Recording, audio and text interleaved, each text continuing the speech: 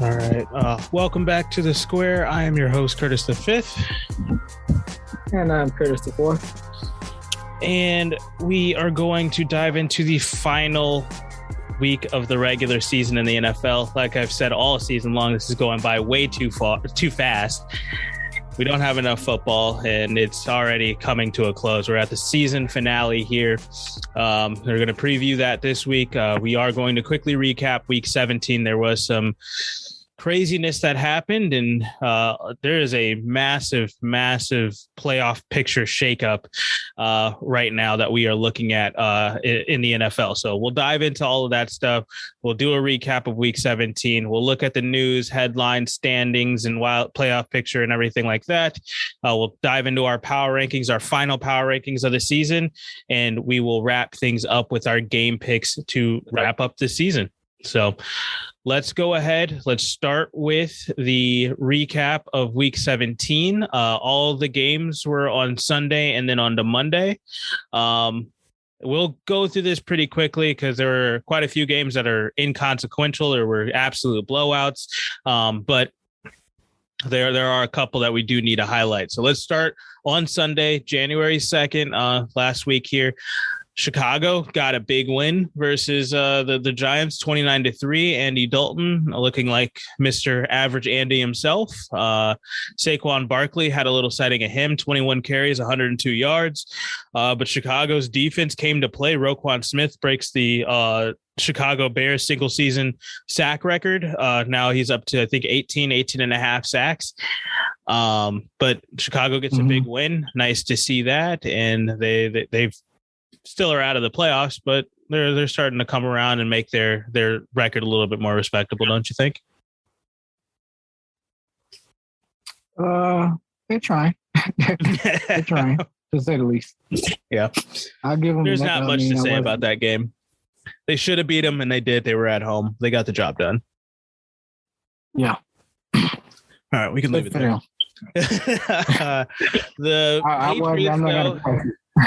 No, yeah, that's fine. Patriots, though, big win, 50-10 versus the Jacksonville Jaguars. Last time I checked, when I was actually watching football last Sunday, it was 50-3. So the Jags get a garbage time touchdown to close out the game. But Jags 2-14, team sucks. Mac Jones looked like a fantastic quarterback in this game, but it's against the Jacksonville Jaguars. I don't really know how much you can really take away from this game, but they're trying to keep their AFC title hopes alive. They did. I mean, impressive enough that they put up 50 points and got a 40-point win, and it was against Jacksonville, and they did what they were supposed to do, and they did everything that they were supposed to do. So I take nothing from this more than this is what you were supposed to do anyway. Yeah. And, but the fact that they showed life again in this most exciting fashion since, we haven't seen this in the last, 3-4 weeks now? It's been a while since we've seen them actually play a dominant football game on both sides of the ball. Yeah, and I'm having some issues here. So sorry. My pages are crashing one after the next. Gotcha. I'm surprised we connect. But go ahead. Keep going. No, this game was an absolute blowout. I really just think that they were just doing everything that they could to let people know that they're still a threat in the AFC as a whole and keep their AFC East title hopes alive, because now it comes down to if they can get a win next week, and they actually are one of the 4 teams that have a path at getting the number 1 seed, which is kind of convoluted in all of itself because somehow Buffalo can't get the number 1 seed. Well, I know how. They lost to Tennessee earlier on in the year, but the Patriots are still alive and still have a chance at getting that number 1 seed, but also have a easier chance at getting the nod for the AFC East crown here. So they kept that alive, and that's perfectly fine. But speaking of the AFC East crown, that's currently held by the Buffalo Bills. They win against Atlanta Falcons 29-15. Very solid game from them. They're doing everything they can to make sure that they just can go up to New York, play the Jets, and shut this thing out and get a victory to try to bolster themselves in the AFC kind of playoff picture here. So I think this is also another thing, like kind of with the Patriots, is you did what you were supposed to do type of mentality that I would take with them. I kind of wish Buffalo would have had the same sort of a game that the Patriots did against Jacksonville. That'd give you a little bit more confidence in them going into the playoffs here. But I think it's going to be interesting to see which teams that are in the playoffs for sure, that already have locked up a playoff spot, which of these teams are going to rest players, not really care about seeding. There's like, hey, we've already won the division. Let's just go ahead, phone it in, get everybody some rest this week before we get to the real football, or who's really going to be trying to jockey for position and try to get the highest seed that they possibly can this upcoming week. I think that's going to be interesting to see who decides to do what and who decides to phone it in. Right. And, sometimes we get to see it back in some kind of back alleyway. We watch some teams maybe tank a game or two just to get a better matchup, or they claim to be a better matchup for themselves. So I don't know who's the candidate right now. It never does. It really does. It don't. And if it does go their way, it was kind of one of those scenarios that was out there, but they really wasn't actually going for it. A lot of things had to fall a certain way, and it just kind of played out that way. I'm watching these lines move as we're speaking right now for this week. Yeah. Green Bay versus Detroit just dropped to -3.5 for Green Bay. So not sure if there's some news that may have came out. I'll keep my eye out for it. If they've decided that they're going to rest some guys and whatnot, but we'll get to that when the time comes. My phone is blowing up, so it ain't Aaron Rodgers. Not just yet. So hold out hope. It's trying to so badly. It doesn't really matter. I mean, they've locked up the number 1 seed. We'll get to them in a second with that. But I think the most consequential game out of the entire week came right in this noon window, right? Kicking off Sunday morning football. We get to watch the Bengals pull out an emphatic win, 34-31. This is one of the best games of the year, but they get a win versus the Chiefs. They were at home. They pulled it off. Joe Burrow for another 400-yard performance. I think Cincinnati's for real. I like Joe Burrow. I like the Jamar Joe Burrow connection. I love the Joe Mixon getting involved and kind of keeping everything on pace. And you always have a Tyler Higbee not Tyler Higbee. Your dude. I forget his name. T. Higgins. You always got him who can come in and spell Jamar Chase whenever he needs to. And then sometimes Uzama decides to show up, and sometimes you don't need him. So the Bengals are a scary team. If they're clicking on all cylinders on the offensive end, that defense is good enough to, it's not one of the best defenses in the world, but they definitely can put up a fight. They can make it difficult for you to score. So, this Chiefs game is no indication of that with them giving up 31 points. But typically against a non-historically great offense in the Kansas City Chiefs, they'll be able to catch a couple of teams, I think, in this playoff run if they're clicking on all cylinders on their offensive end. No, they can. And I'm going to talk quickly. It's... Congratulations, Cincinnati. You got the win. I hate when you make me talk about it. When they win, oh, my God, scary team. My God, everything's clicking, blah, blah. When they lose, oh, my God. The story couldn't be. It's a very Jekyll and Hyde team, but I think this is something that we talked about going in. They are a – we have. They're such a young team. It's inconsistencies. True.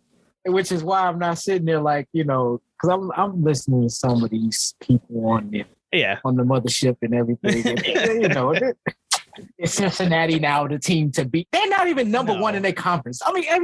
This is stop. I knew. I'm not going that far. I'm just saying that I think that we definitely underrated them going into the season, and I think they've played well beyond their expectations. Even when we started adjusting and saying, "Hey, that team's for real. Hey, that team actually looks pretty nice. Hey, Joe Burrow is actually a really, really good quarterback. Hey, Joe Mixon, if he's healthy, he's actually a really good running back."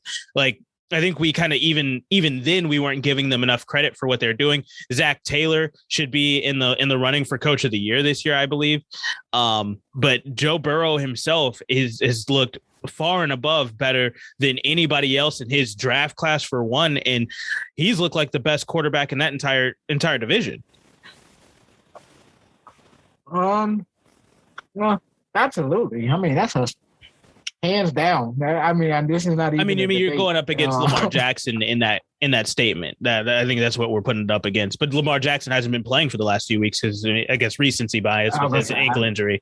I've been saying that for like a month, right? So yeah. Sorry, I mean, Baltimore's over there struggling right now, and we know why, and that's the big reason. But lost their entire offense. Let's give Cincinnati. Exactly. And let's give Cincinnati their flowers. And I want to. You beat the Chiefs.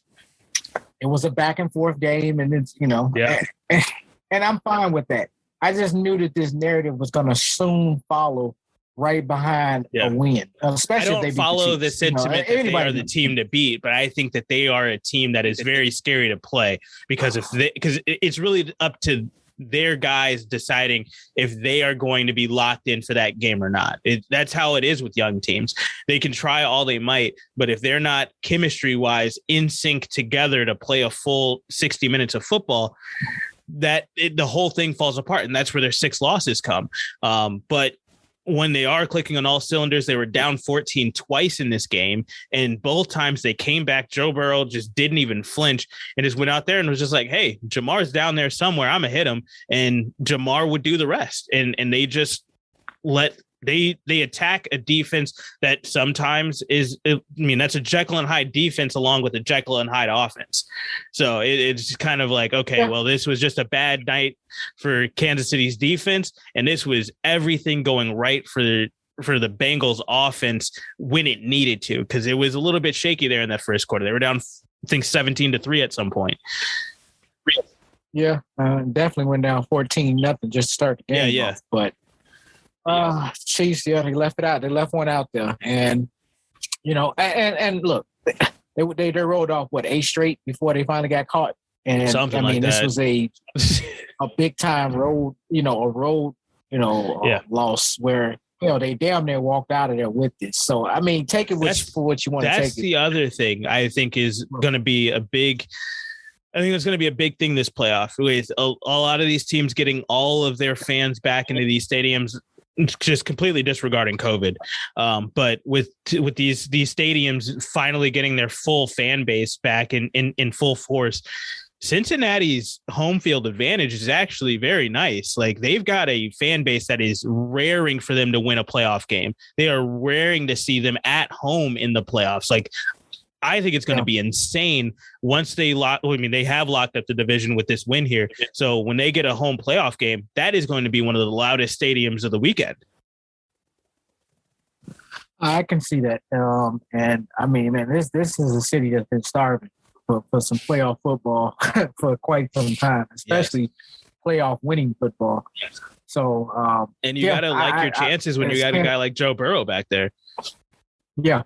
Yeah, I mean, you're seeing it right now. Like, this time of year, you don't want to face a team like this, especially if you got to go to their house. I'm like, just ask Kansas City. I'm like, look, they beat Kansas City on the road late in the season. So take it for what it's worth. That is a power win for them. And that's definitely going to be one on the, when we're in the season of parity, that's what you want to see on the resume, a win like that to legitimize this team as to saying, like, they have definitely springboarded past everybody in their division. So they just, they're not one of these, their division leader with an asterisk type thing. No, they beat up on Baltimore. They beat up on Pittsburgh.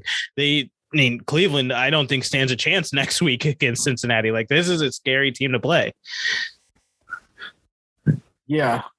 They're doing basically what we expected Cleveland to be doing this year, and that's they just took Baltimore, Cleveland, us. They just springboard step right over both of them, and now have just gangstered this whole entire division away from everybody else. So, and made a statement by, look, we were down and we came back and defended our home field against the defending two-time AFC champions. So I mean, kudos to them. That's wonderful. But if you go back next week and you blow this, that was that's that Owen, that's that 6-loss team that we grown to know and love so well, where they could just when everything is in their favor, they just they drop. I'm not saying that that's what I'm wishing to happen or I think is going to happen.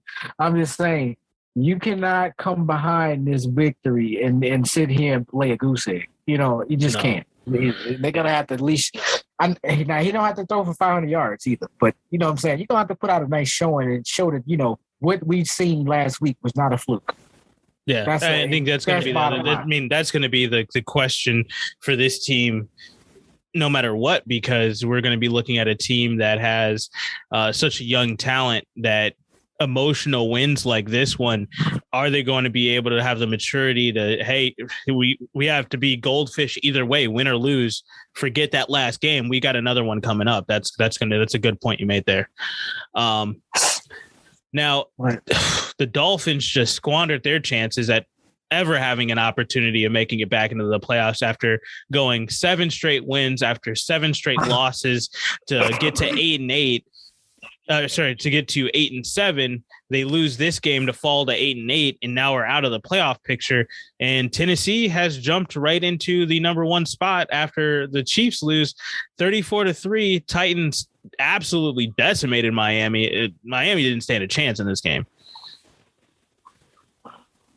No, I'm 0 for 2 in the last 2 weeks with Miami. I can't seem to get on the right track with this team. And granted, they quietly and silently has sat here and, beat up on teams week in and week out up into this Tennessee game. And and then came out here and just kind of laid down and took it right on the chin. And I don't know.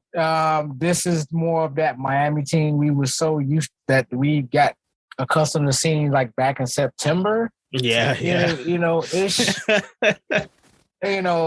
but like I was kind of shocked, like what in the world here in Miami? Not so much what Tennessee was doing, like Miami just didn't show up for the game. I'm like at all. And I'm like, I at least thought it was going to be competitive. And now that they're not even in the playoff picture, that one loss has just completely wiped them out of the whole race.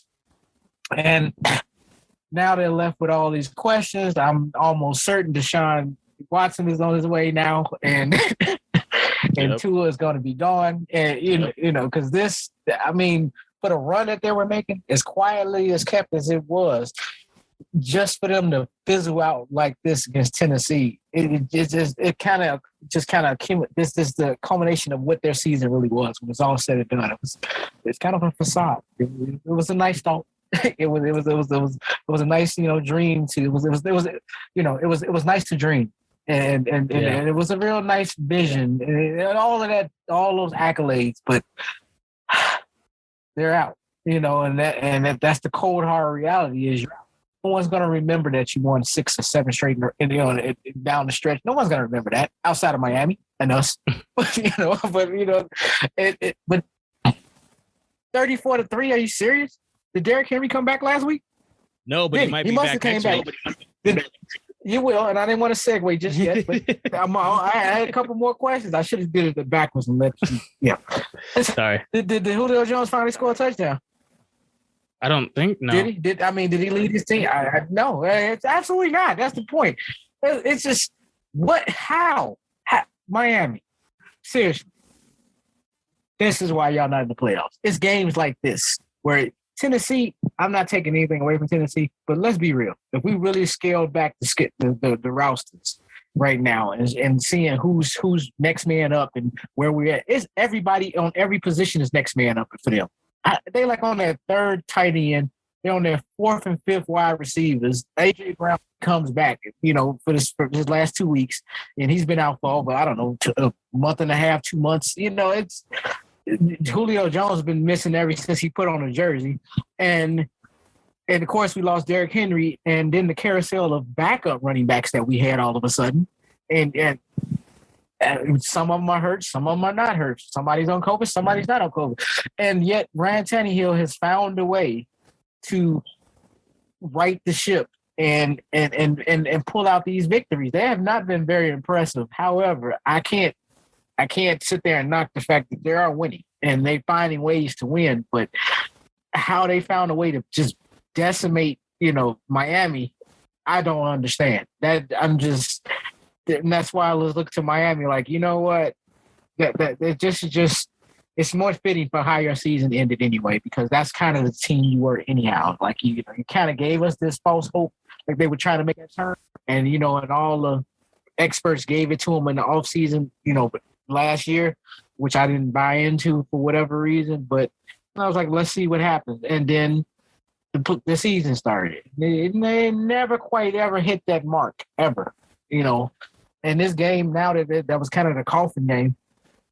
Look where we're at. They're out. And it's simple as that. And Tennessee moves on. And I'm saying that to say, wasn't very impressed by the victory.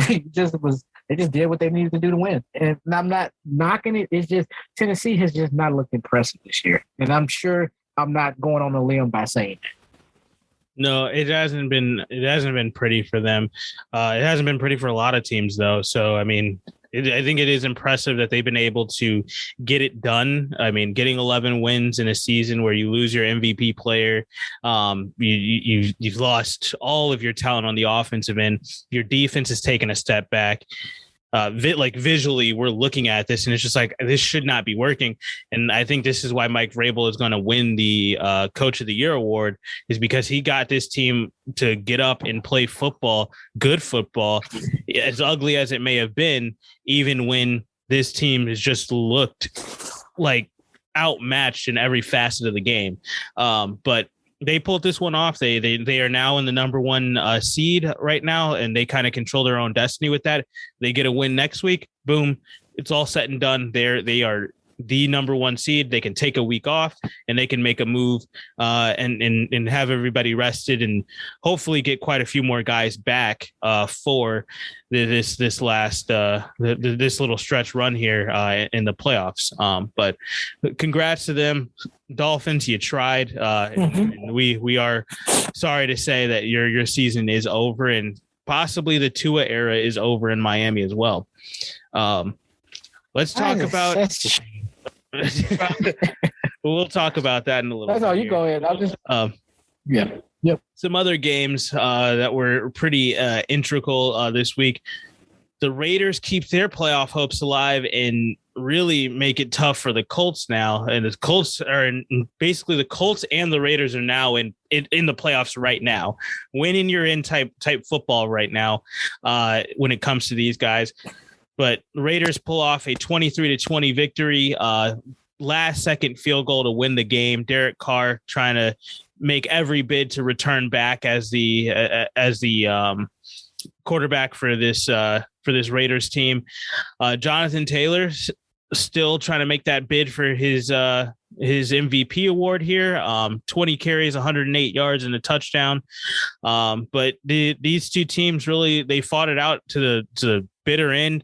I feel like the Colts just, I think with all of the hoopla this week with Carson Wentz getting COVID, then finally getting a negative test, and is he going to be able to play the day before the game? And then game time decision. Yep, he's ready to go. He's looking good. He can play. All of that emotion that you have from that week after getting a big win the week before, coming into this game saying, we win, we've got ourselves a playoff seed, we don't have to worry about anything, we're good to go.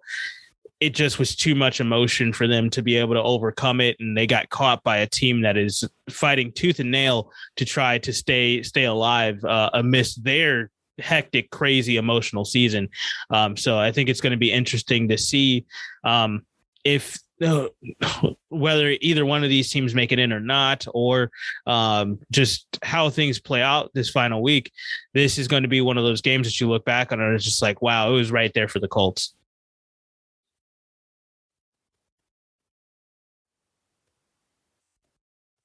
I think we lost you there. I'm not getting your audio. Not getting me? There you are. Hold on.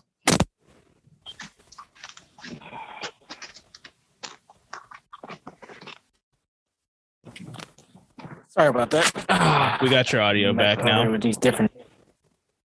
Yep, I'm sorry. Sorry about the difficulties. It's disappointing that they dropped yet another game down the stretch here. Gosh, I'm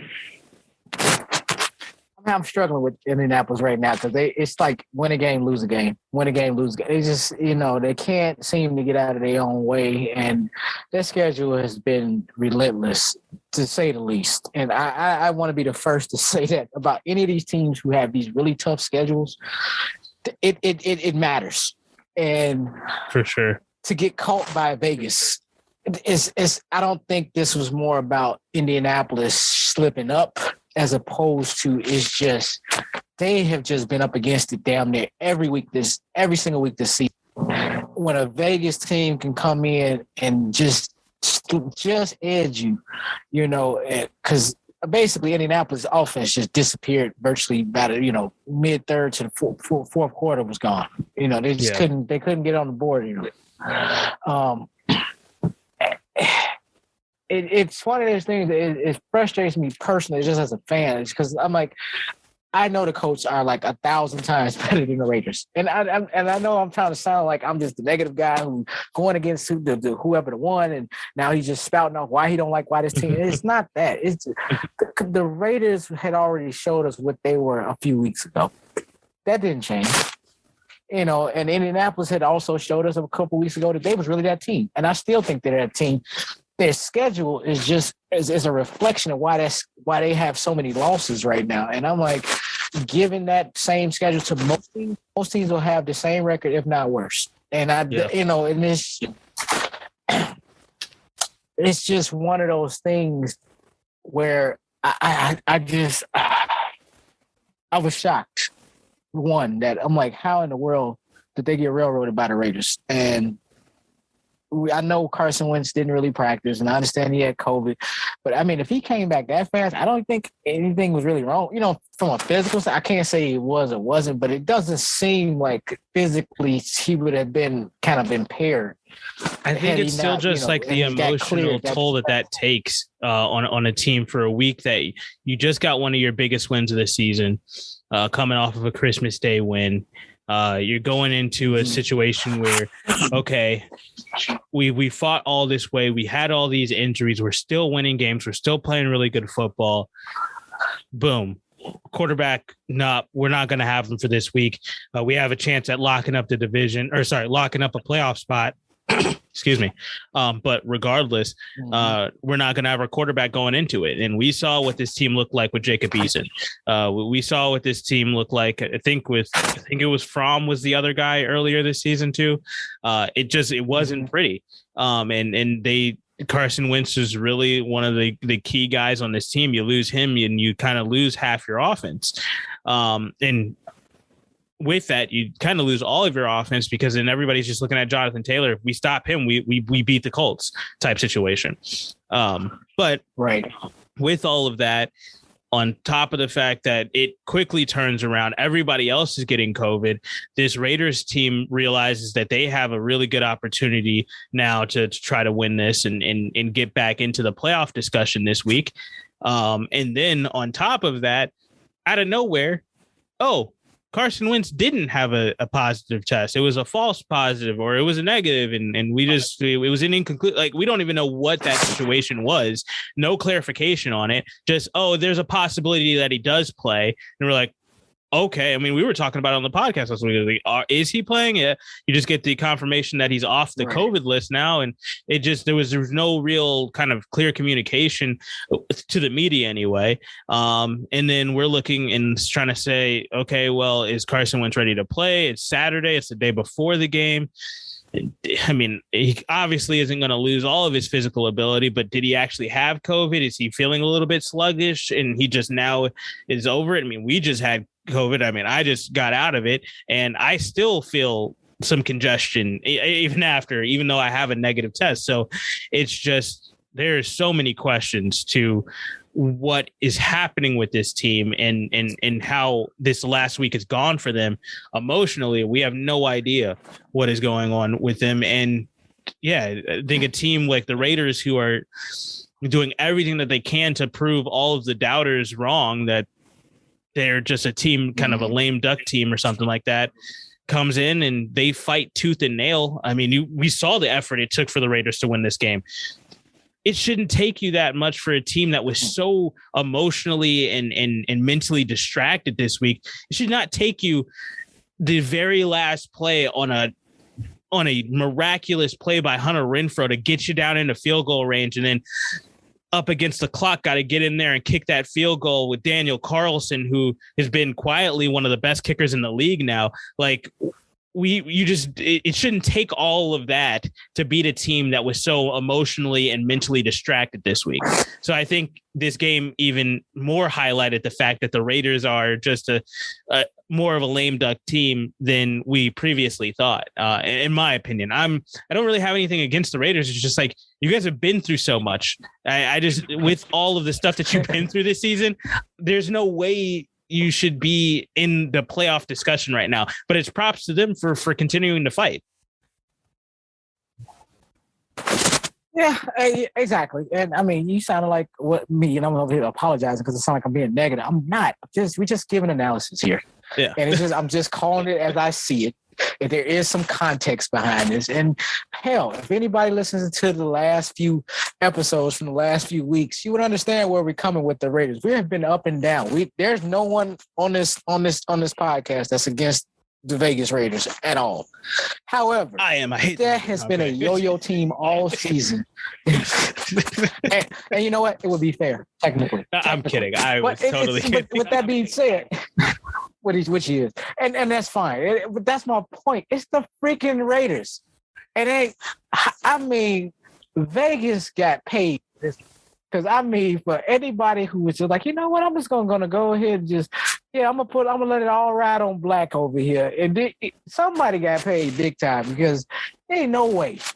And I don't remember what the line was, but the line wasn't 3.5, was it? Anything like that close? I don't believe that. I think it was like 6 or something like that. I'd have to go back and see. Exactly. I don't have the line. I gotta know that. I didn't think you would necessarily remember that, but I didn't think it's just.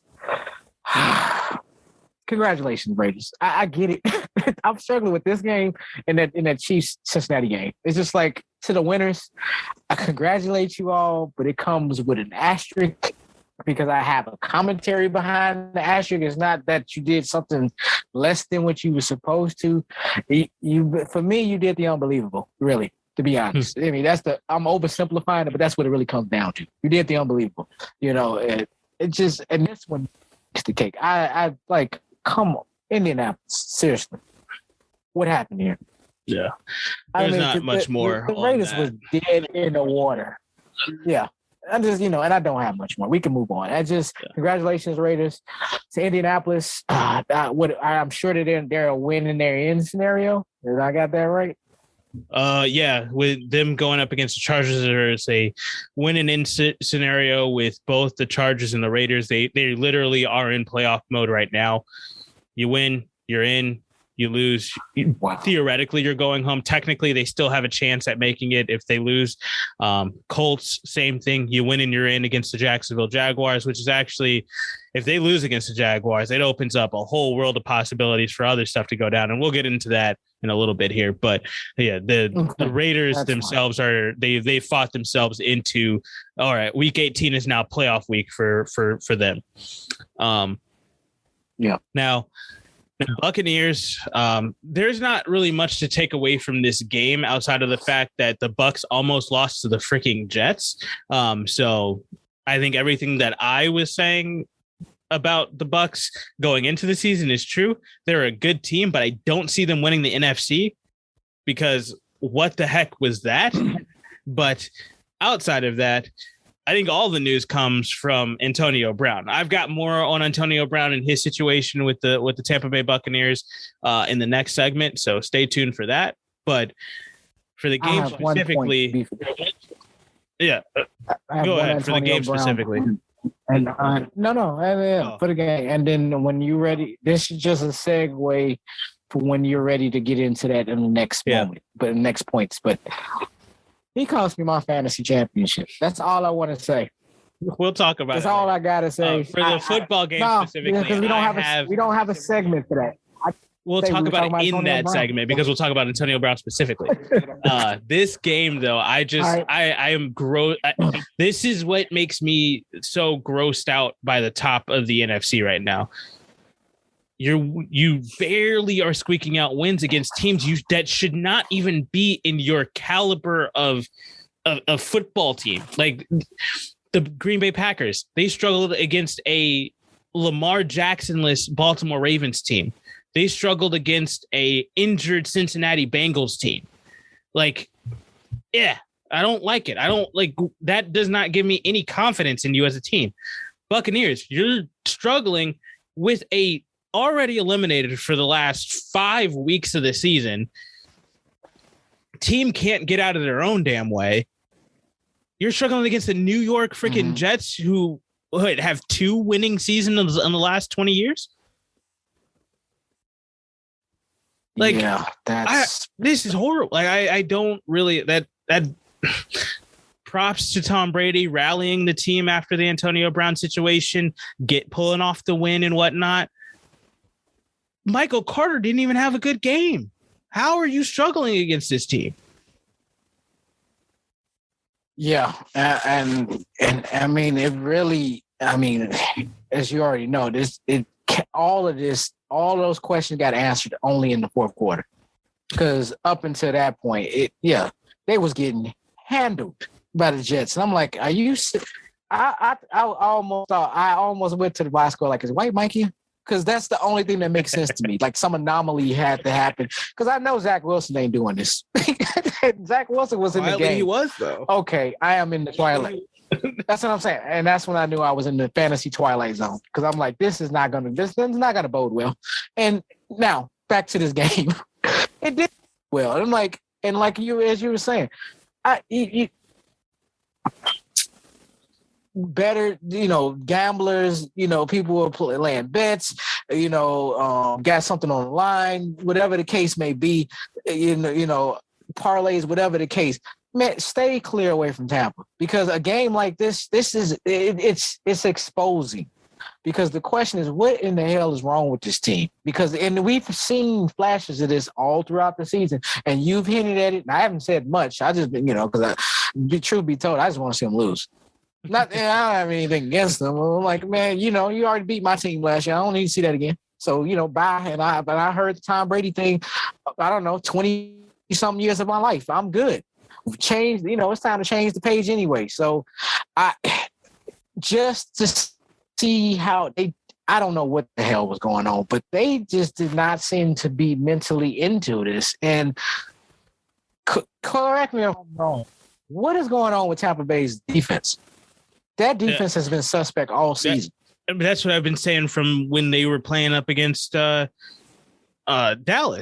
They got absolutely decimated by injuries, and they can't get these guys back. Like some of those were season-ending injuries. Some of those were injuries on like replacement players, guys that they signed from practice squads. And it's just like they can't get out of their own way injury-wise on the defensive side of the ball. And that is why I went against Tampa in quite a few games this season, where I was just like, yeah, I really do think that a team can catch them because, hey, they don't have anybody to stop anybody on the defensive side of the ball.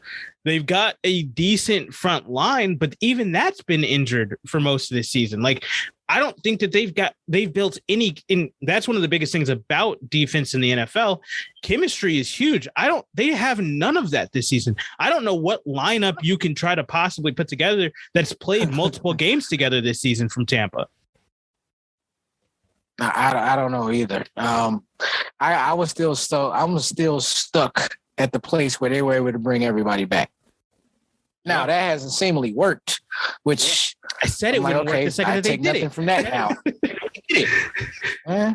I wasn't listening to it because I was like, I never seen it pulled off, but I thought it was just one of them Tom Brady things, like where it just works out for this guy no matter what. And no matter, we have seen guys try to. I mean, it hasn't happened to that magnitude for sure, but we have seen teams try to just say like, we're gonna get our nucleus back and we'll just try to fill it in with the rest with just whatever players we can find. That doesn't work. You have to upgrade. You have to adjust. You now have a target on your back. Everybody's gunning for you. Nobody was last year. Outside of you, I don't know anybody that picked Tampa Bay to win the Super Bowl last year going into things. So just me. Just this guy. So that's what I'm saying. Like, nobody was looking at Tampa last year. They caught everybody by surprise outside of Curtis Four over here. Everybody else was confused and was like, wow, we really did not see that coming. And now everybody goes into this season after Tom Brady has his sloppy drunk boat parade. Everybody's like, we can't have that again. We can't see this again.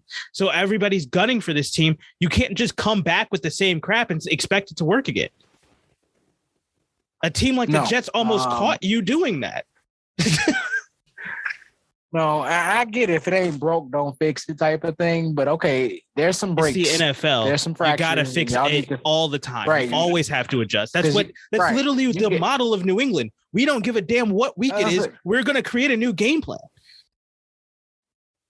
Have to, man. But you got what 30, 40, 50 coordinators jobs on the line here, so they gotta keep they what I'm saying, they up 24/7 trying to figure out how to beat certain teams, namely Tampa Bay being one of them.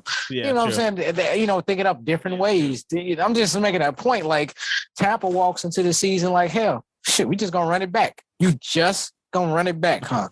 You didn't run it in the first place. You just kind of stumbled there because wasn't nobody watching you offsides me. But I was still, nevertheless, the spotlight. It was not under the magnifying glass at all. Even when Tom Brady coming over there, they was a contender. They had some attention was over there, but nobody was taking them as the all-out favorite last year. Not even close. And especially with some of them losses that they were dropping in the first half of the season, they wasn't even in that conversation. So, here we are, and impressive 12-4 record, but even in those 4 losses plus maybe 3 of those wins, we can seriously make a strong critique about this team not being that team anymore, strongly, because they have not looked good in a lot of these games. So for a 12-4 team, I know that sounds very odd, but if we really broke it down, almost half of those games, they didn't look good at all. So more power to what you stated. I mean, I didn't oppose it. I guess I just needed to see the season play out, but I'm behind you 100%. There's something wrong with this team. This is not the same team that we thought they were from last year, because they're not. And it shows. In this New York game, if that was nothing else, this game was exposing. Because I sat there and watched that first half and what the hell is this? Yeah. This makes no sense. And every time I looked up, New York had the damn ball. I mean, if we want to talk about shock, let's talk about the fact that the Eagles officially have claimed themselves an NFC playoff berth. Who saw that coming? Okay, so we were both wrong on this one. You more than me. I was more wrong. But we were both wrong. But we were both wrong, because I had Philadelphia third. You had them last. Dead last. And we definitely had Washington either first or second. Right. You couldn't have been more wrong. Oh, my God. I really what I did say.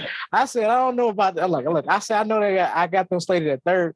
I don't know much about Philadelphia. I don't get a post for them, but I know this. They won't be last. That's all I said. That's all you said. Yeah, you were right about that. I was dead wrong about that. Jesus Christ. This team.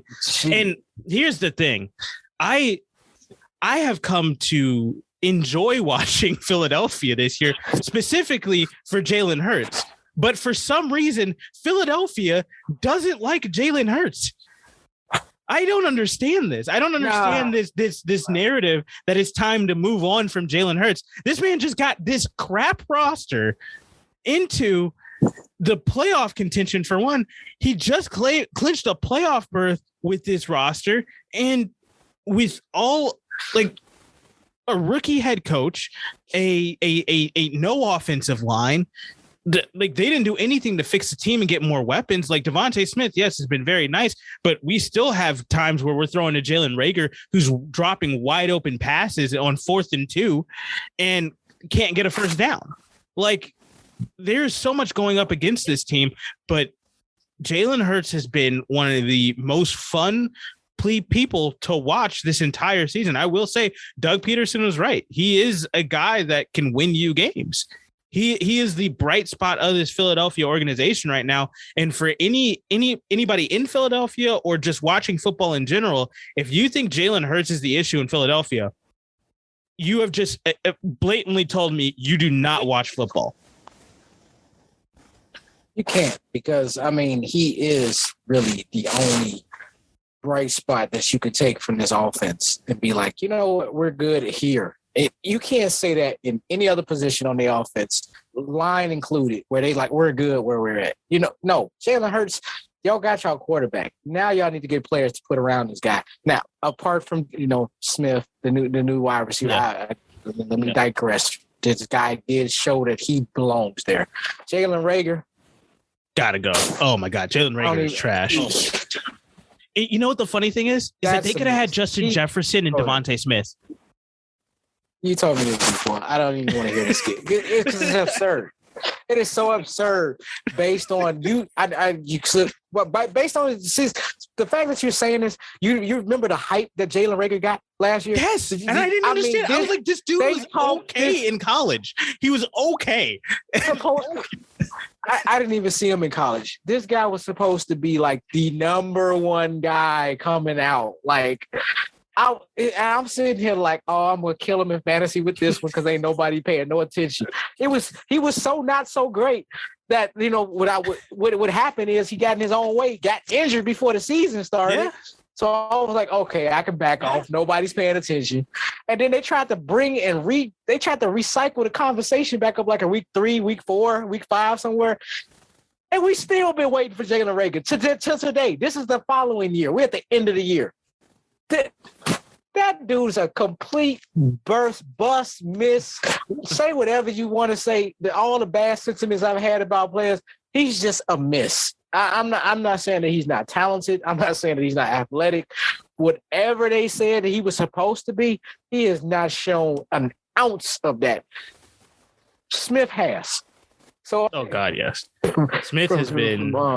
He's everything that they wanted Jalen Reagor to be, and more. Like exactly. He basically is, which is kind of funny. They kind of like, well, let's just do a redo and let's get Smith this year. We ain't gonna tell this guy what we're really doing. But I just think it's hilarious that if we go back and we really look at the last two drafts, if they just would have woken up and done a little bit of research 2 years ago, they could have had Justin Jefferson and Devontae. Just a tiny bit of research, because like for me, going into last draft, I was saying, yes, Justin Jefferson, that's the dude. If you're looking for a wide receiver, you got to go after Justin Jefferson. And Minnesota, I mean, there's a clip of them when they passed up on Justin Jefferson and they were like, oh, we're next on the clock. Go put in Justin Jefferson. Go put in the card right now. Go do it.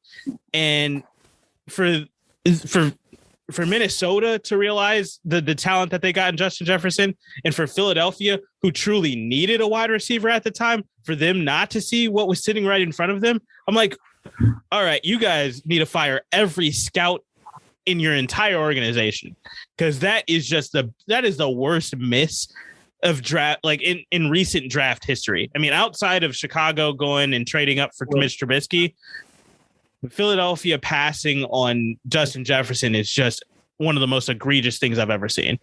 And that actually extends to the Raiders too, with Henry Ruggs. True. And I was going to say, in all fairness, we did get something out of Trubisky. There's nothing to be taken from Jalen Reagor. That is, that's a fair point. A miss. A miss. So, yes. So as you were saying with these Philadelphia fans and, and enthusiasts, y'all have something in this quarterback. I don't understand getting that David Tua. I'm doing it again. Tua Tagovailoa. Oh, I was like, who is David Tua? David Tua is a boxer. But when I think of Tua. Oh, okay. Okay. No, I see where you're going. Yeah. I get you. They look alike, but never mind. Moving on. With that being said, who do you think he's named after? Yeah, no, okay, Tua. I'm kidding. Stop. Let me finish. So it just Jalen Hurts and Tua seems to be almost like, two guys on the opposite side of the same coin for some reason. They, in the treatment that they get, like their franchises just do not really want to back these guys, and I do not understand why. Like they both have shown themselves to be talented. Jalen Hurts way more than Tua. Yes, but I just wanted to say I think Tua got some similar treatment, but this is really about Jalen Hurts. Because I think the Tua thing comes from we have a chance of getting Deshaun Watson. Like that's a little bit different to me. But I see there is a sentiment there. Because if you can't go get Deshaun Watson or you can't upgrade from Tua, they should have no reason for wanting to move on from him. But that's that. True, but I mean, can't get into Deshaun Watson. This man got like 30-something pending charges or something. Anyway, they act like that's not like that. Who's taking that on? Seriously, Miami really, really, like, okay, moving on. I have to see that to believe that. I'm sorry. It's just, until that thing is just settled. I understand. I think it's supposed to be settled actually very soon. I think everybody was saying that it should be.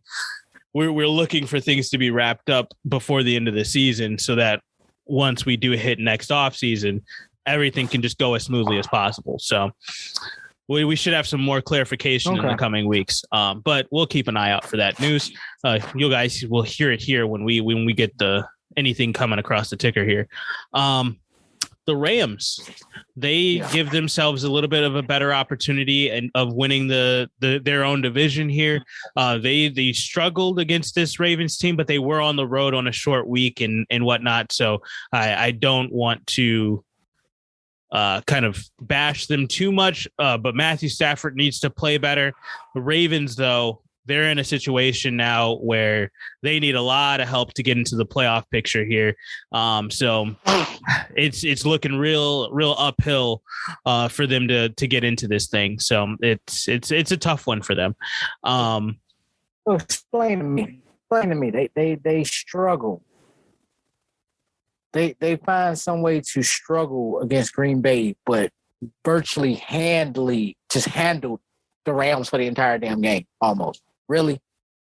I'm just... me, the Rams, just because they didn't really do anything.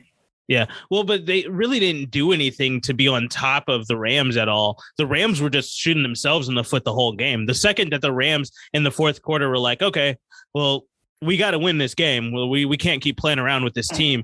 Once the Rams locked in, it was like, okay, this is our game to win. Like I had no doubt when they turned things on in the fourth quarter that I was like, okay, this is the Rams game. No, even when they were still down, I was like, the Rams got this. This isn't going to be that big of a deal.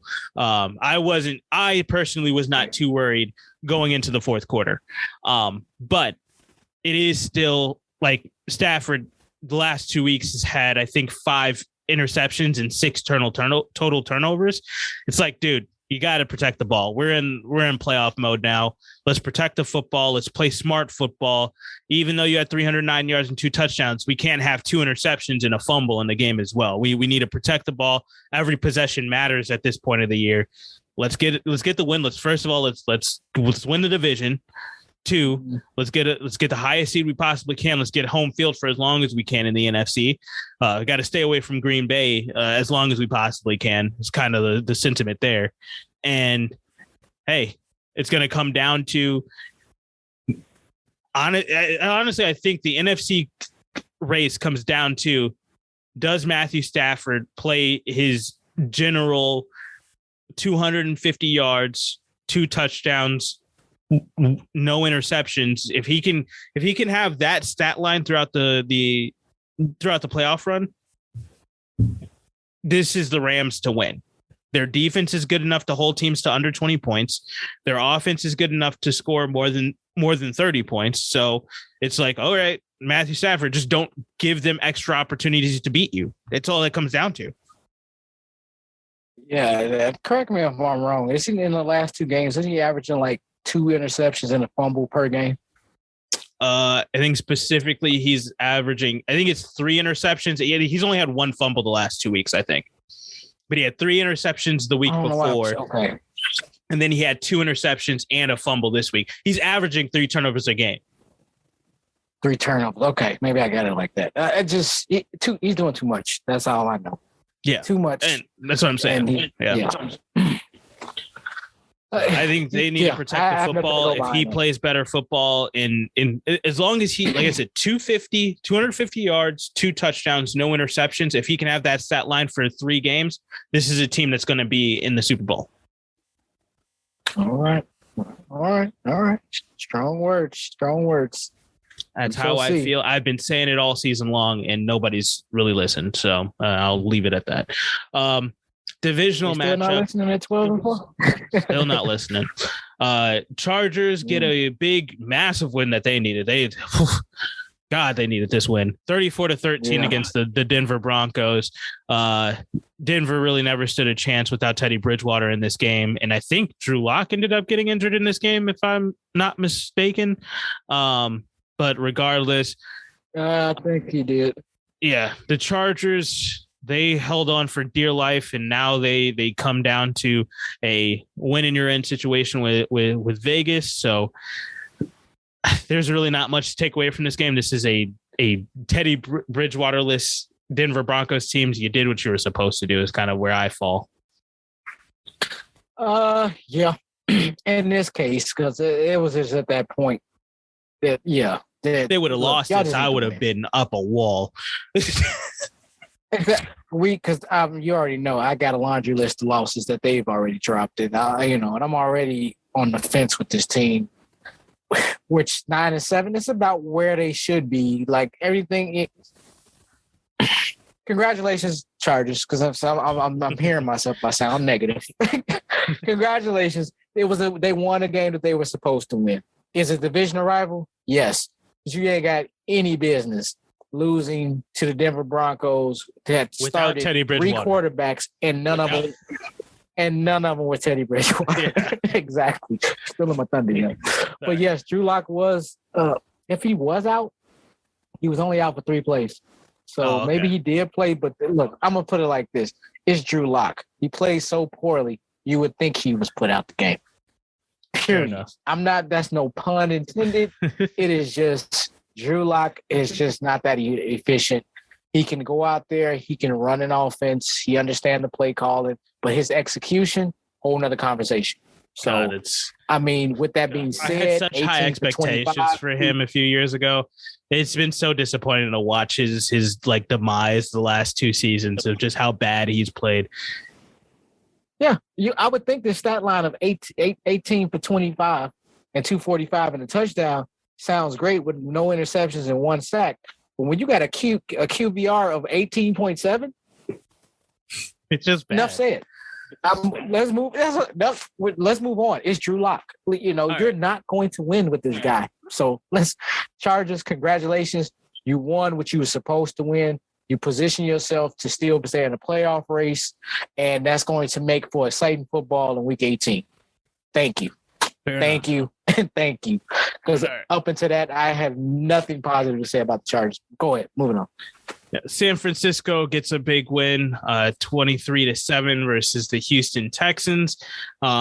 Unfortunately, even with this win, with Trey Lance stepping in for Jimmy Garoppolo, they still haven't clinched their spot in the NFC wild card. So they still things are up for grabs, and now they have to go against their division rival this week in the Rams to try to get into the playoffs. And the Rams are vying to try to lock up that number 2 seed. So San Francisco could be still out of the playoffs right now based off of that. It's not looking pretty for them. But they did get a nice win against the Texans, 23-7. Trey Lance looked fairly nice, 16 for 23, 249 yards and 2 touchdowns. Elijah Mitchell, I think, is also a contender for Rookie of the Year, 21 carries, 119 yards. But it's coming on a team that hasn't really performed to the best of their ability. So he probably won't be the guy to get that award, especially with guys like Jamar Chase and Mac Jones in the mix as well. But I think he should be at least mentioned in the pool. I think it should be Jamar Chase, Mac Jones, Jalen Waddle. Elijah Mitchell is like that next guy to talk about in this conversation with the Offensive Rookie of the Year, in my opinion. But I don't want to dwell on that one too long because it really didn't matter. A very consequential game, though. Cardinals 25, Cowboys 22. The Cardinals finally snapped their losing streak, and the Cowboys man, you had a chance there at trying to still get that number 1 seed and keeping that alive for yourself, but you dropped this game against the Cardinals, and now they dropped, I think, all the way to the 4th seed right now. Yeah.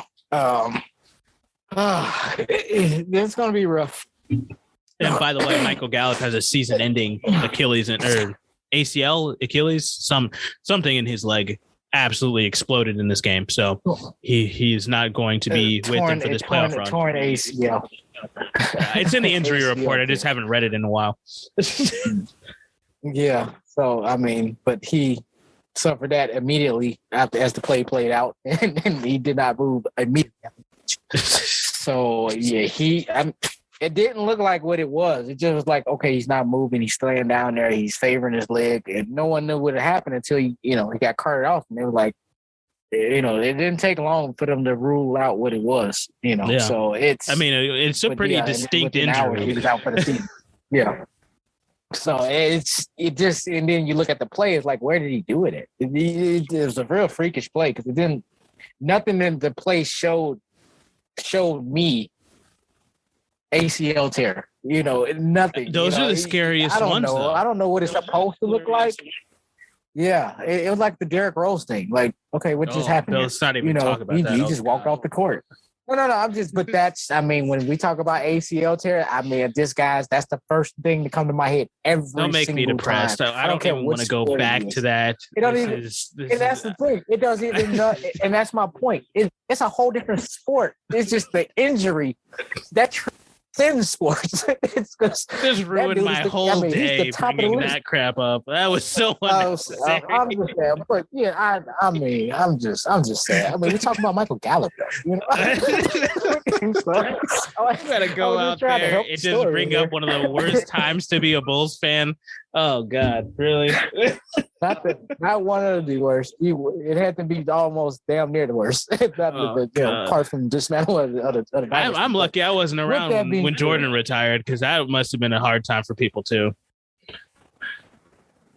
We're changing the subject right now because I'm like, you don't understand the psychological. You got me with the Derrick Rose thing, and I had to get you back with the Jordan. So which the Derrick Rose is just a microcosm of that dynasty being torn up. Yeah, so that is. Yeah. Enough said. Fair. Let's get back to football now. Michael Gallup. Yeah. Dallas dropped the game. You know me. I'm big on Zeke Elliott. I like Dallas as an organization. I'm not really against them. I'm not necessarily for them, but I'm fair weather with them. I'm cool with them. I can deal with them more so than most teams in the NFL for what it is. And they're talented. You was not going to convince me in a million years that they would go drop this game to Arizona. Not the way Arizona's been playing. Exactly. That's all I was getting at. Everything was a red carpet, clear lane to the basket. The win is yours. Just show up and play the game, and you will get the W and go home. No. Now you tell me that this Cardinals team, now y'all want to show up? Really? But that's the thing. Been waiting for this team. That's the thing. I don't agree with that.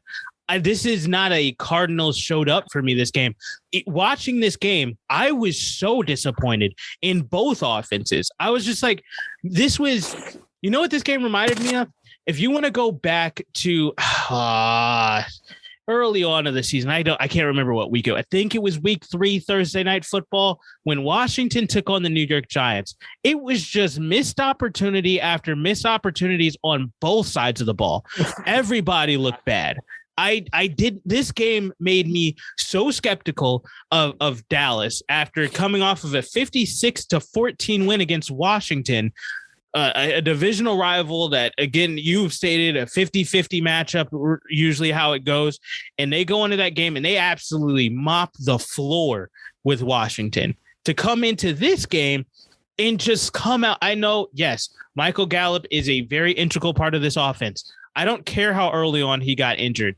At some point, you have to adjust. At some point, you got goddamn Amari Cooper. You got CeeDee Lamb. You're fine. You've got weapons. You've got Dalton Schultz. You've got Zeke freaking Elliott. You got Tony Pollard. You have the weapons to play a very sound football game. And this defense to me, like I said earlier on in the season, they are playing above their pay grade. They're not as good as what the numbers are saying, but they damn sure were not as bad as they were last year. So they were just a decent, maybe just below par defense at best to me. You really don't want to rely on that. What you want to rely on is the offense that can put up 30, 35 points a game and just absolutely run the score up on you week in and week out. And usually that's the way that they get around to winning. But Dak has not looked good the last few weeks outside of the Washington game. Zeke has been hobbled for weeks on end now. Tony Pollard is Jekyll and Hyde on if he's going to show up or not. And if Dak isn't getting the ball to the receivers, they can't control how that game is going to go. And that offensive line is not as good as it used to be. So offensively, there are concerns there. Now, on the flip side, you look at Arizona and you're like, you guys, when you lost DeAndre Hopkins, this offense has been horrible. This entire team has fallen apart without D-Hop. So I'm just really concerned for both teams offensively and defensively, because both defenses are subpar defenses that have played better than their pay grade. And both offenses have just kind of stalled out as of late into the season now. And it's going to be a real question to see if one of these two teams is going to click on and finally figure it out to get back to the way that they were playing beforehand. So I'm concerned about both teams. This did not give me any enlightening to Arizona finally showing up or anything like that. I was still disappointed in the way Arizona played, but I'm also disappointed in the way the Cowboys played, and they didn't get the win. So it's just like that's a double whammy for them. Did you see their run game? The numbers for Dallas in this game? I haven't gone back to look. I watched the game. It just wasn't inspiring to me. It was a total of 17 it's horrible. Jesus Christ. Yes. That's with Dak's number. Dak was the leading rusher. Yes, I was just saying, like, I'm not heading away from Arizona, but I have to give credit what credit is due. I understand Zeke Elliott is a shell of himself right now, and Tony Pollard is really more hurt than they're leading on. Mm-hmm. But when they're just combining for 12 for 25 yards, and the fact is that until we started talking about this, I just not realized that. I watched this game. I did not see 17 for 45. I don't know what I seen, but I for some reason it wasn't so glaring where I was like, my God, they're just not rushing the ball. No, they tried, but it was just like the run game was just non-existent. Even to try to run, it was just like just giving a down away. So they just kept throwing the ball, which made sense, and that's what kept them in the game anyway. But that's what I speak to in that context when I say this is the Arizona team that finally showed up. Like, where y'all been? Like, to even show any kind of any type of life. Like Christian Kirk, oh, you're the leading receiver again? All of a sudden, I'm like, he only led them in receiving twice since Hopkins has been out. What is wrong? You supposed to be the number 2 guy, meaning you're supposed to be the number 1 person. Has he given you that impression that he's been that number 1 guy who stepped in, next man up type of thing? He's the same suspect number 2 guy he was, whether he's the number 1 guy on the field or the number 2 guy. It does not change his game whatsoever. And AJ Green, that's one of those mentality things that I think that you were mentioning when it was coming to guys like Juju Smith-Schuster and Kenny Golladay. It's like, okay, yes, there is a certain mentality that you need to take on. If you're going to be the number 2 guy, you have to flip that switch when the number 1 guy goes out. you have to become that guy because you need to take over. Maybe you're not going to have the same numbers, but you're going to have to demand the ball like that guy does. And you're going to have to make a play here or there. And it's just like, all right, well, they don't have that in Arizona. And when it comes to Dallas, it's just like, to me, when I'm looking at Dallas, I just say, you know what? Week 18, we've locked up things. We're sitting at the 4 seed right now. Is Tampa really going to lose this game? Is LA really going to lose this game? Are we going to be able to jump them in any seeding? I don't really think so. And we can't fall further than 4. You know what? Let's get everybody healthy. Let's take a bye week. Dak, sit down, get fully healthy, get prepared for the playoffs. Zeke, I don't know what's been going on, but you clearly need rest. Tony Pollard, like you said, he looks more injured than we're leading on for him to be. So you take some rest too. We'll go get somebody. We'll call somebody up from the practice squad and let him run the ball moving forward for right now. And then Dalton Schultz, you know what? Even you can sit down. CeeDee Lamb, you sit down. Amari Cooper, everybody. We're going to go in there with Cedric Wilson and whoever else we have on. I don't even know who's behind Cedric Wilson. I have no idea. So I don't. It wouldn't matter. We are going to go in and we're really going to see what Cedric Wilson is made of in this game against Philadelphia. That's what I would do. Because I'm just like, we need to be way healthier for the playoffs.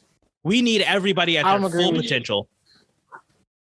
I agree with you 1,000%, and this is why. Because I know you have been hinting this, and some other people out there in the sports world have hinted here and there. It has not been a large following where they were like, you really need to just shut this team down for a week or so, let them get healthy. You know, they're gonna have to have one of these, unofficial bye weeks where you sit these starters and you just let these bench players. And if you can get it, you can eke out a win, great. But if you can't, so be it. Now, if the whole push was to just get them to like a key matchup like Arizona Cardinals, like they did this past week, and you lose, all bets are off. Shut this damn thing down. Nobody cares where you're going to end up at this point because it's not going to matter if y'all beat the hell up. You ain't getting the bye anyway, so you might as well go and take your L now. And if it has to be 2 in a row, do what you got to do. So to position yourself to actually make a playoff push, not just try to get the best particular seed. But if your team, if you're only got a half a team, what damn difference is it going to make? Because it won't matter if you're playing in the wild card round anyway. So you already have a home game. You've locked that up.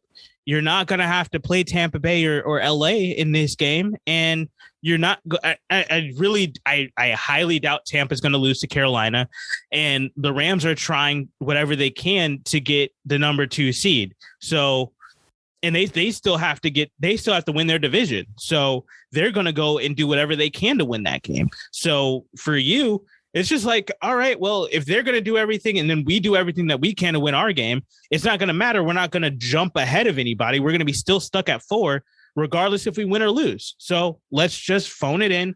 Let's get everybody as healthy as possible. Let's let Dak rest the shoulder or the ankle or whatever is wrong with him. Let's let Zeke rest his knee. Let him get as healthy as possible. Tony Pollard, what the hell is going on? Rest whatever your ailments are. And Amari Cooper, we just don't want you to get injured. CeeDee Lamb, we're going to need you for this run. Let's just get you guys as healthy as possible. Let's make a run at this thing, because Arizona, I'm not too worried about. Like, it's just like, okay, sometimes they're going to get up to play. Other times they're just going to completely fall apart. So if they're the number 5 seed, and they would want to play them again. And let's take it from a playoff aspect. I know this is playing devil's advocate here, but if you're going to just lay it down for Philadelphia, do what you got to do, because at the end of the day, what would you rather be facing, Philadelphia or San Francisco? Because that's the team that's on the bubble right now, and that's the team that's trying to get in. Well, it's funny because Philadelphia is the 7th seed, but they've locked up their spot. But San Francisco is the 6th seed, but they haven't locked up their spot. What? Yeah.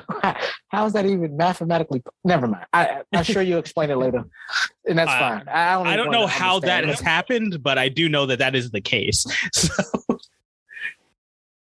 It got to be one of the weird math things. That's probably how Tampa Bay got to sign everybody and brought everybody back, with that wizardry salary cap, salary cap magic they did. So, yeah, exactly. All right. There's a few games left to. Oh, sorry. No. I was done. Gotcha. There's just a few games left to discuss about. And the rest of these games from Sunday, I don't think there's too much to talk about. Saints, they get a big win to try to keep their playoff hopes alive. So they give themselves a chance at getting into the playoff picture, beating up on the Carolina Panthers 18-10. Wasn't all that inspiring, but Taysom Hill is back, so that is a little bit something to look forward to. Seattle gets they just completely dog walk the Detroit Lions 51-29, a blowout victory there. But both of their seasons are over, so it doesn't really matter. Minnesota Vikings, they officially are out of the playoff hunt. They lose 37-10, and I think the only thing to really take away from this game, I don't give a damn about the game itself, because Packers, if you did not win this game, this was going to be, I was going to drag them through the damn mud. Oh, God. But regardless, Packers got the win. But after the game, I think Mike Zimmer is done. I don't know how you're feeling about it, but from his press conference and him basically just throwing Kellen Mond under the bus, and I don't really care if we get a chance to look at him next week. I'm not planning on playing him. He might not even dress type comment. I was like, wow, he really does not care about his job at this point. So no, it sounds like a guy who's about to lose his job, not so much done caring about it. And that's fine, because he's been under the hot seat for the last several months. And if you watched any Viking game, and at any time they pan the camera over to him, look at this man. That is the most uncomfortable looking man ever in the USA as of today. Watching this man squirm on the sidelines. I mean, and he's walking, man. He know his time is up. He's done. What is he? Unless they're gonna allow for him to, for some strange reason, for another 3 seasons to do a rebuild. What in the hell are they gonna bring him back for? To do? Have they not been rebuilding for the last 3 years? I don't think so. Not that's not rebuilding. I mean, getting a Conklin that didn't bode well as a rebuild. And I understand he's the number 2 to Irv Smith, who went out earlier this year. And I understand, because of Irv Smith going out is not the reason why they're sitting here struggling, because you got to be. What? Irv Smith is the most consequential player, and obviously, and I understand that Adam Thielen just went out, and which doesn't really affect why they 7-9, and of course Dalvin Cook, who we already know is going to miss a few games, which he did, and that's fine, and he still had a kick-ass year, which is fine, and you still have Madison who can back him up, which is fine. But let me ask you a question: has that won you anything in these last 3 or 4 seasons? Hell no. And I'm like, so who else did they add? Because they don't have a quarterback to go along with. If they put a quarterback with Dalvin Cook, God. they always. You went straight to quarterback. That's funny. Well, because I have an issue with Kirk. I have an issue with Kirk Cousins. I didn't even get to that. I was gonna save him for last, because that goes without saying. It's just, they need another. The thing is, they can't get rid of him. Issues. They can't get rid of him. You ain't got to tell me. He's on. Hey, now I got to do it again. He's on a Derrick Rose contract. Yeah, I know. It was shameless, but it fits. It's real, and it's real, and that's reality. You don't have to keep drive-by throwing this Derrick Rose. I don't even understand. I ain't even got nothing against this man no more, because I'm so far removed from it, and I was right. But moving on, and but my point being is, the points are so on point right now, so they're accurate and they're true. But yeah, he has a horrible contract, and everybody in Minnesota in the world of sports that follow football knows this, and nobody's talking about it. Do they? I think they're gonna be forced to. Vikings fans keep saying that they think that they can win the damn Super Bowl with Kirk Cousins. What has he ever done? Stop. Oh God, stop. Please stop. You lost me at Viking fans. I've heard it multiple times. There's no logic in these conversations. You lost me right there and there. So I didn't say it. They did. I get it. I understand what they said. I'm speaking to who they is. You know, I'm like, these are not rational people. No, they're not. You can't have a rational conversation. And to your point, you actually might be right. They probably don't even know his contract. And that's the damn problem. I'm like, you're not going to be able to build a team with somebody. I don't care what position it is. If somebody's with a contract hanging over y'all's salary cap like that, good luck getting pennies on the dollar trying to find talent. You're just not going to find it. Not the type of talent that's going to transcend your team and make you a contender. And for some reason, Minnesota directs to try to, in this back alley way, wants to try to build dirt cheap.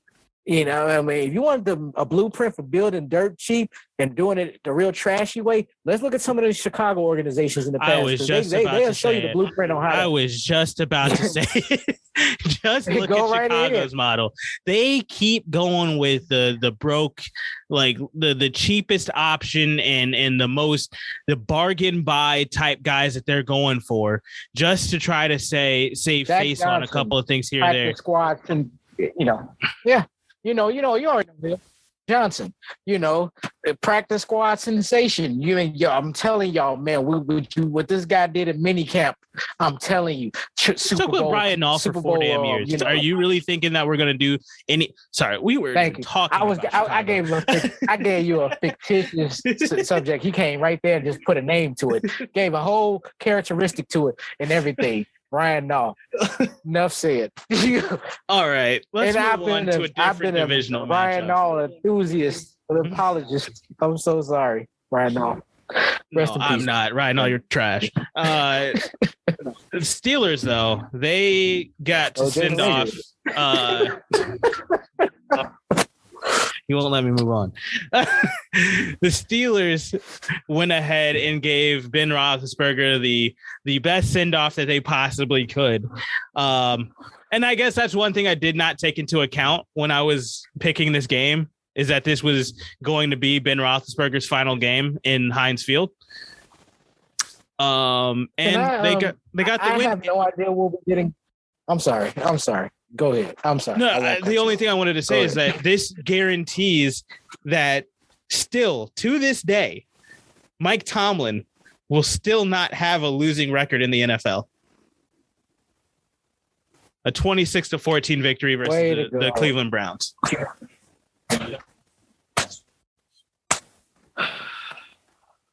Way to go, Mike Tomlin. Way to go. Way to just muck it up once again for somebody else's season. Cleveland, remember I was telling you this back around about week 4, 5, 6, somewhere in there. I'm like, I'm so used to seeing Cleveland in a certain light, and yet they had this different narrative this year, and it all seems and feels good, but I just have to see how it play out. I remember saying that. Yeah. Okay, buddy, we're here now. They're out. And look at my face. No surprise. Nothing. They were out before this shock game. Value. The second that Cincinnati beat Kansas City, they were knocked out. So that already put a damper on their day. Which is fine. And obviously that they just phoned it in here.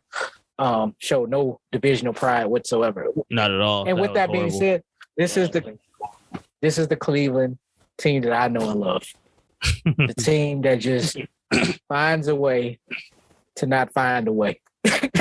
So I'm not congratulating Pittsburgh because no, y'all season has been just atrocious. It has been offensive to me. Just offensive this year. Like, how dare y'all come out with it and have the nerve, the gall to try to compete with this type of team? They have literally tried to pull off just try to stage a fraud here this year, to posing themselves as a contending team, and they're not. But however, because of this damn tie that they got, they're still in the playoff race. You got to be freaking kidding me, man! If Detroit just would have pulled that game out. I know, and we asking Detroit to do the damn impossible. I know, but if they just would have gotten that game, oh my God!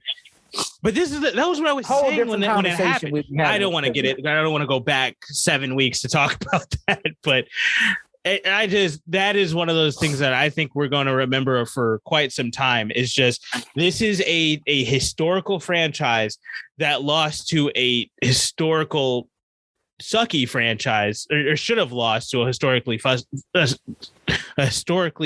sucky franchise in the Lions. They should have lost that game. But regardless, they got the win. Mike Tomlin is still a coach that has never had a losing season. And regardless of what happens in week 18, and we'll see. Oh, you got something else? I'll give them their 5-second flowers. Mike Tomlin, I don't know if he heard us or heard somebody. Somebody slipped him a note or something. But something lit a fire under this man's ass finally to give Najee Harris 28 carries. 28. That's the number that I was looking at. Control the goddamn game. That is what he should have been doing every damn game of the season. But no, I think that's got to be their number one priority this offseason. Fix the offensive line. So regardless of who the quarterback is, whether you go and try to make a trade to go get Aaron Rodgers, if you try to get Deshaun Watson, if you try to get Tua on the aftermarket after Deshaun Watson goes there, whoever your quarterback is next year, doesn't matter. Fix the offensive line so that Najee Harris can control the game and you can play through him throughout these next 3 years as you're trying to find your new franchise quarterback. I agree. And I would like to suggest one other position thing that they're going to need that's going to help them big time. They're going to need to seriously invest in this order. Like after those two things are addressed, they need to seriously address a change of pace back. Because if you're going to sit here and make this dude your workhorse, you better have a backup plan for him. And you need something to counterbalance him. You need his Tony Pollard. Tony Pollard. Yes. And I'm just saying, that's a recipe for winning. I mean, even Jonathan Taylor has a Nyheim Hines who comes in every now and again, but when he comes in, he does what he does. You're going to need that player. Because I'm saying right now, Benny Snell, I figured it out. I ain't got nothing against you. Go ahead. They just need to sign Marlon Mack. What you got? Stop it, man. I don't like this. I don't even like Pittsburgh like that. Don't do that. I like what you say. Not for me. Not if you're going. I'm talking about just take Pittsburgh out of it. No. You're one. Najee Harris with Marlon Mack. Stop. Oh, I don't like that. That's scary. That is a scary combination. I can put his name with about like seven other people. That's a scary combination. I don't want to hear Marlon that. Mack, come on down to Chicago. God. Take that Damian Harris role. Yes, because we got the Miami Dolphins Damian Harris. We didn't ask for that guy. I don't know if y'all remember that guy. It ain't worth remembering. Yeah. Well, let's move on to week 18. Let's put week 17 in the books